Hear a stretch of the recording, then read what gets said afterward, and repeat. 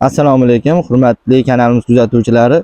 Bugun Alfa-Agro jamoasi Surxondaryo viloyati Termiz shahri Namuna qishlog'ida bo'lib turibmiz. Bugungi gapiradigan suhbatimiz mavzusi Phoenix F1 sariq bulg'or qalampirlari haqida gaplashamiz. Alfa-Agro jamoasi tomonidan taqdim etilgan Phoenix F1 gibridi Namuna shahrida Furqat akamiz xonalarida ekilgan. Furqat akam Phoenix F1 ko'chatidan ekanlar albatta.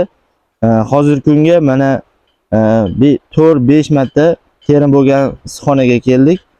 Natijalar juda yaxshi, ko'zni quvnatadigan yaxshi natijalarga erishganlar. Dehqonimiz xursandlar va juda rang olishlari va bozorbobligi bilan dehqonimizga juda ijobiy natija ko'rsatib turibdi. Ko'rishimiz mumkin. Shakli ham silindrsimon, o'sha kubovidniy deydi o'zimizning tilimizda aytganda, 4 kamerali shaklda. Ranglari ham juda yaxshi, bozorga yaxshi rangda. Hozirgi kunda mana qishki mavsumda bular juda narx baland bo'ladi, bilamiz. Ko'p joylarda qizil bulg'or qalampirdan ham qimmatroq narxda yuradi, buni bilamiz.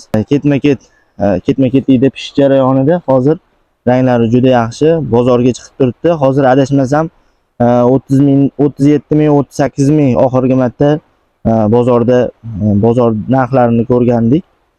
Bu juda yaxshi natija bugungi kunga kelib.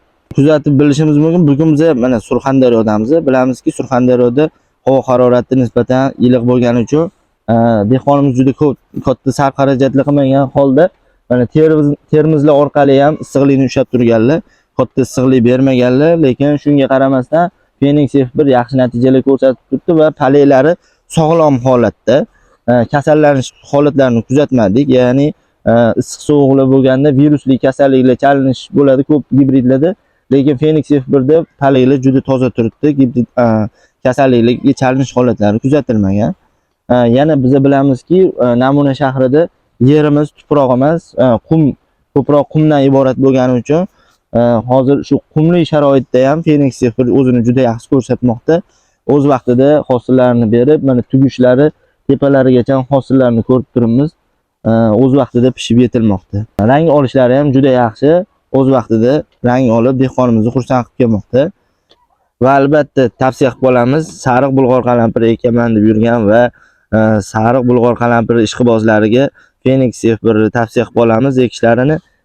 Biz ko'rib turibmizki, mana holatlar juda yaxshi, ijobiy, kasalliklarga chidamli va o'z vaqtida rangini olib bozorbob natijalarga erishib turibdi.